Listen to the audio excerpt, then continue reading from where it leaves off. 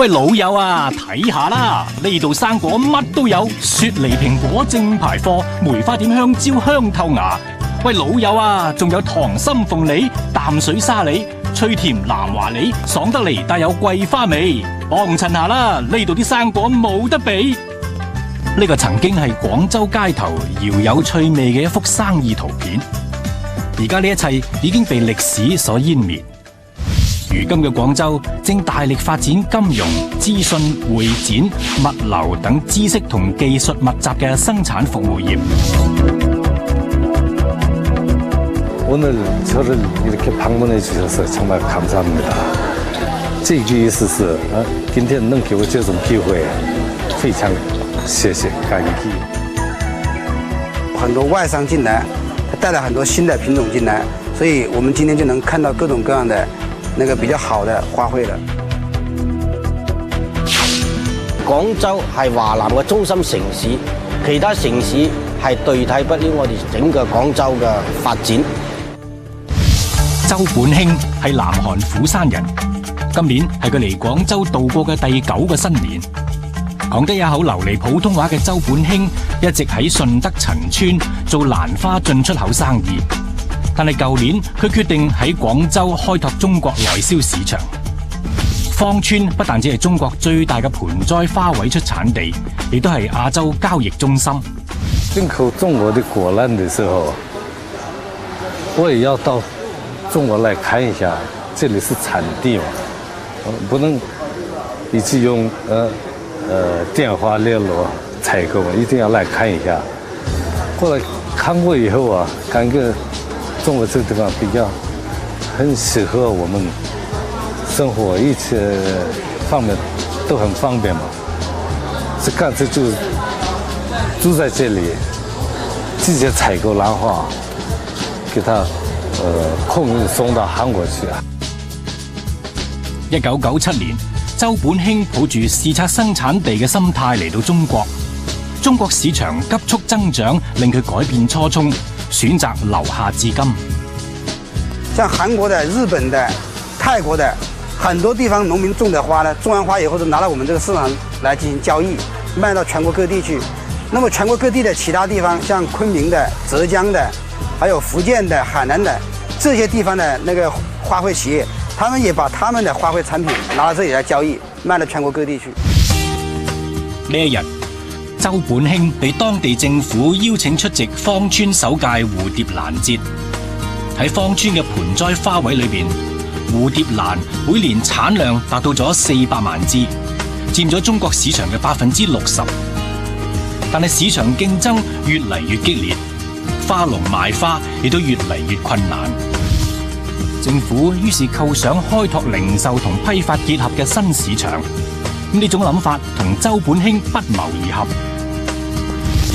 我感覺往後這在廣州的花卉市場會越來越龐大起來，所以一定要在這裡再搞一個基地比較好。主要目標是做外銷，中國的花卉方面生產量很多，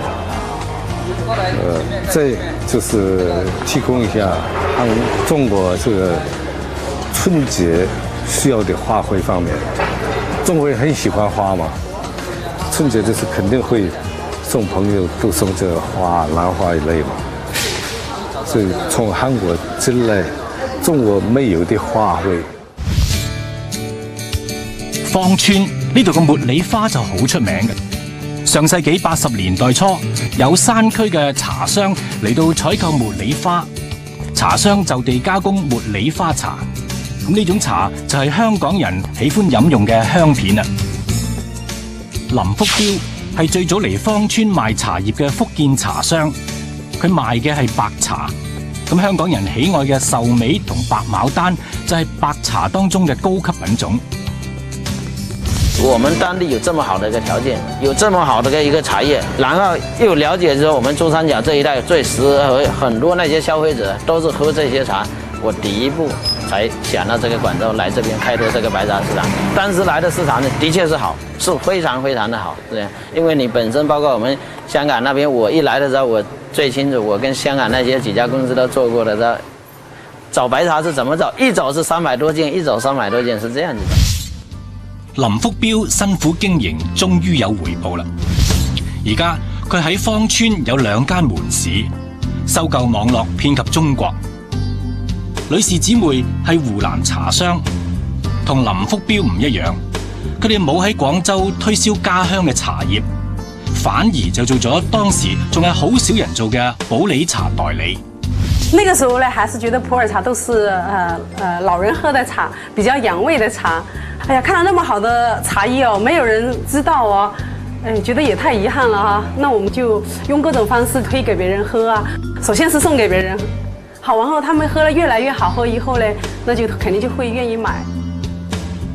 年代的分類的話呢，30年以前的茶我們都稱為古董茶，那麼30年到40年這樣的就會稱為應季茶，70年代左右的那就稱為常規茶。那這片茶呢，30年代的銅昌王記，銅昌王記現在市面的價錢已經超過了3萬，行家買的話都已經超過了3萬。那麼這裡是可能是40年到50年代的南印哈，那它的價值就是在15000左右人民幣啊。將小生意做成世界性嘅大貿易，呢個係廣州嘅魅力所在。呢種魅力嘅背後係一種深厚嘅商業文化內涵。喺中國其他任何一個城市裏邊，恐怕都冇一條道路可以延綿2000多年嘅人文歷史，彌漫將近1500年嘅商業魅力，發散600多年嘅繁華氣息。而廣州嘅北京路步行街做到啦。廣州呢個城市喺內在稟賦上就係一個徹底嘅商業大都市。商業本身係講究包容性。廣州市對多元文化嘅包容同埋自身幾十年嚟歷練嘅不設防，就成為咗一種廣州特色。面對市場大趨勢，茶商都紛紛改變策略。林福標一方面喺雲南設廠，自己生產加工普洱，同時佢並冇放棄自己家鄉嘅茶葉，佢繼續喺花同茶葉上大做文章。諗唔到會發展出一種新嘅白茶系列咯。現在很多那些年輕人啊，喜歡去咖啡吧，那些就喝咖啡啊，喝酒啊。我們當時想一下，茶葉是離不開那些咖啡的、那些酒店的各方面。但是有一個特色，你如果特別那些本身那些中年的還年輕，他們不愛喝那些茶，就乾脆想一個，就是又有味道又有特色。然後我們創出這些的新品種來講，你也在國外很多慢慢的消費者非常認可。食炭嘅香港人而家將廣州咧，亦都當作咗係休閒同購物嘅好去處。好多香港人咧，利用星期六、星期天就同香港坐直通車到廣州就嚟呢個市場買茶。到而家咧已經增加到3000多家嘅茶商喺度經營呢個茶，經營嘅品種咧都有好多。一個咧就係普洱茶。切觀音，仲有白茶、綠茶，呢等等嘅茶喺我哋呢個市場嘅品種比較齊全，啲茶咧比較平，比較靚。世代以務農為主業嘅芳村，喺舊年同商貿旅遊基礎雄厚嘅荔灣區合併，面積達到62.4平方公里。呢種變化嘅背後係廣州城市格局嘅一次大調整。去年年中，廣州完成50年嚟最大嘅行政區劃調整，產業結構相似嘅東山區同越秀區合併之後，新越秀區總面積增加到32.82平方公里，成為國內屈指可數嘅商貿旅遊強區。蘿崗區同南沙區一東一南，將廣州城市發展空間向東向南各伸延數十公里，廣州就成為名副其實嘅海濱城市啦。下一節我哋會繼續廣州嘅行程，去睇睇而家喺廣州經商嘅港人有咗邊啲新嘅變化同機遇。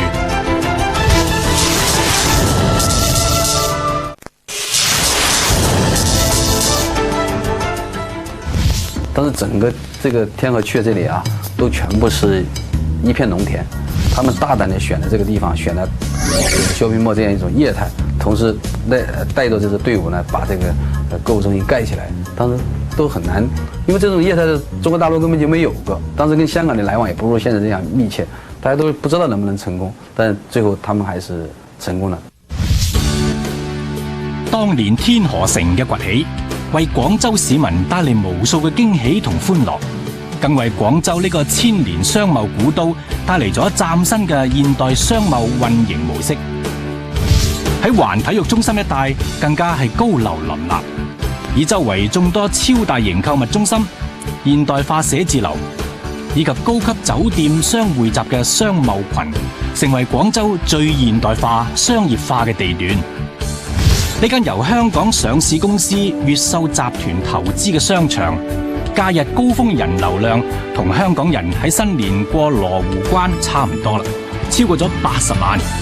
天河城的發展過程中呢，那個香港建業起了很重要的作用的，因為在選這個模式的時候啊，最早的這些創業者出去到外面，因為中國沒有，是吧？就到國外去看，當然就包括香港去看了，那香港的當時那些一些商業模式對我們起了比較大的啟發作用。實際上，我們這裡的最早的物業管理啊，我們是請的香港的第一太平，他幫我們開頭我們不會管啊，是不是？就請了他們來做我們物業管理的顧問。他們管了1-2年之後才退出，我們才慢慢自己摸索的。香港對於廣州社會經濟嘅發展產生過不可磨滅嘅作用。廣州迅速發展嘅市場，亦都為香港人提供咗積累財富嘅機會。不過，如今北上廣州經商就已經唔能夠再照搬過去嘅老一套啦。由製衣業轉做飲食業嘅鄭先生對此係深有體會。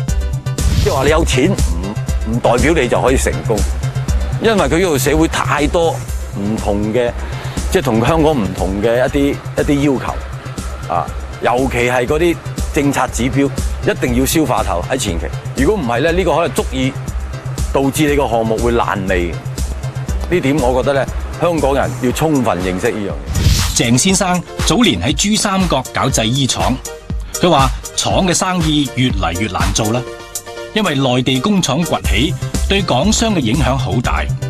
97亞洲金融風暴之後，佢同一班遭遇類似嘅朋友，決心另尋生意機會。初我哋憧憬係既做出口又做國內市場，但係以我哋嗰啲過江嘅性質，即係對市場嘅反應一定係唔夠內地嗰啲生產商快。無論你今日幾新嘅概念，佢今日你有，明日就已經喺市場上好普遍，所以我哋係冇辦法適應呢種咁嘅競爭。由於我哋成班都係啲做啲小生意嘅人，對飲飲食食都係有一定接觸啊，同埋比國內係即係行前咗一步嘅。咁啊諗翻嚟，咦，將我哋嘅飲食呢種咁所謂嘅認識，可以帶住佢哋行喎，喺呢個理念上係超前。佔地15000平方米嘅流芳園，係現時廣州最大嘅酒吧，亦都係鄭先生開設嘅第2間田園風情酒吧。咁為咗做到心目中嘅效果，佢事事親力親為。當年冇人睇好佢嘅第一次投資。當我搞第一檔，本來有國內嘅 partner 嘅，但係國內 partner 見到我玩呢種風格，佢都退咗出去。佢話點搞啊？或者鄉下玩翻農村鄉下嗰套，但係到9點零鐘咧，佢燈光一轉，佢就行 live band。你睇好多其他嘅外國其他城市或者啲度假勝地，佢都係咁嘅性質。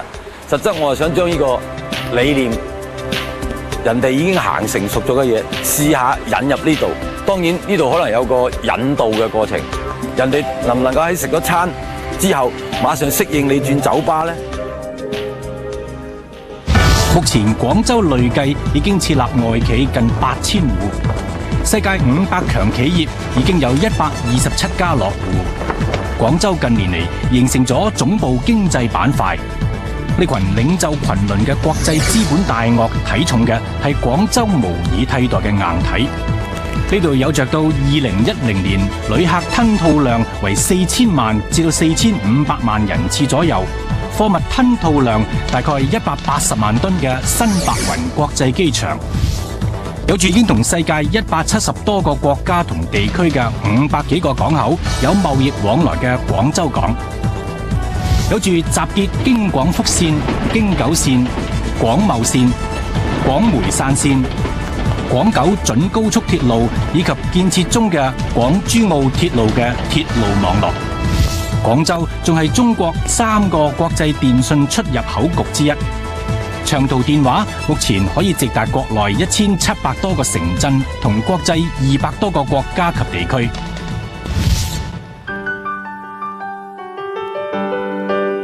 中環嘅威靈頓街有不少戰前建築，蓮香樓曾經係廣州一間同名茶樓嘅分店，1926年開業。興盛時期喺皇后大道、旺角都有分店。同香港嘅一樣，廣州嘅蓮香樓亦係城中非常出名嘅酒樓。經歷戰火，時局動盪，仍然屹立百年。飲茶就都係嗰啲熟客，仲有咧2樓咧就醫生多、中醫多，即係和平西一帶，即係西關嗰邊啊。因為我做河壽仔，就周圍都見到嗰啲醫生噶咯。點解嗌河壽啦？揸住個蒸籠，揸住個盤，咪好似河壽咁啊！擰啦咁擰出嚟。我哋做到呢條嘅手指起晒枕，呢度啊，因為佢一托住嗰2條鐵環，呢度呢嚿肉係硬住呢度有一嚿大枕喺度嘅。嗰陣時就咁做出嚟。咁我啊唔係咩大師傅上去當領導。1948年，15歲嘅關照嚟到父親工作嘅蓮香樓做散工。佢回憶翻當年省港兩地從事飲食業嘅都係佛山同埋順德人。佛山人經營茶樓，而順德人就經營酒樓。蓮香樓創於1899年，前身係一間賣糕點嘅酥糕館，店鋪嘅蓮蓉糕點遠近聞名。據講，歷史上第一個以蓮蓉做餡嘅月餅，就係出自廣州第10甫路嘅蓮香樓。產蓮蓉咧，佢係從咩咧？食蓮子糖水咁開始，諗出個產蓮蓉出嚟。以前嘅傳統個配方咧就係咁：1斤蓮子，斤半糖，半斤油，就係咁嘅啫。咁你有陣時嘥太咗邊樣，就會造成你嗰個蓮蓉嘅質量會變，咁你呢度咧堅持咩咧？老闆以前嗰歐漢波咧，佢上到產蓮蓉嗰啲地方咧，見咗呢個有啲麵粉啊，或者係澄麵喺度嗰啲咧，就鬧逐個問嘅，即係我哋嗰啲蓮蓉就唔會溝粉嘅。1910年，酥糕館被省港兩地都好出名嘅茶樓大王佛山人譚新義收購，並且重新集資開業，一股30兩白銀，總共有400幾股。呢張大股東合照，仲有呢本股東簿，令塵封嘅歷史躍然再現。時局變幻就使兩地嘅蓮香樓再冇之前嘅分店關係啦。大陸呢間就梗係熟買咗，公司合營1956年2月份就公司合營啊嘛，集體公司合營啊嘛，咁合營咗，香港間就同我哋離開咗關係啦。但係咧，佢原先嗰啲老闆咧，內搞會有啲聯繫，係嘛？內搞有啲聯繫，咁所以咧，佢香港就有聯繫個，同啲道港人士都。如今廣州嘅飲食業已經唔再係廣東茶樓酒樓嘅天下，城市嘅變局迫使生活喺呢度嘅人亦都要轉換思維。出年SIPA實施進入第3階段，廣州現正打造全國首個SIPA服務區。東山區嘅東風東路匯集咗眾多廣告設計、投資顧問、法律、會展、物流同中介等現代服務業。為咗吸引香港服務業進駐，東山區以高檔寫字樓天譽商務大廈同東寶廣場為重點支持嘅廣州SIPA服務城。為咗配合SIPA實施，廣州放寬咗香港居民個體審批條件，商業零售營業面積唔超過300平方米，唔需要外資審批。咁對於善於抓住商機嘅港人嚟講，呢個又意味住乜嘢呢？如果係大資本嘅，就可以進行呢個城市基本建設啊方面可以嚟合作啦。如果小資本嘅嚟廣州開個咖啡店啊、美容啊、美髮啊方面啊，或者係化妝啊方面啊、服裝啊、設計啊呢啲也都可以去揾到自己嘅市場。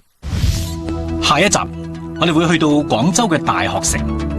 3年前呢度仲係一個人煙稀少嘅小島，廣東省政府將10間大學搬遷到呢度，唔少香港學生亦都被吸引到嚟求學。廣州嘅高等教育何去何從？對香港又有乜嘢啟示？請留意收睇下一集《北望廣州》，3年抵過88年。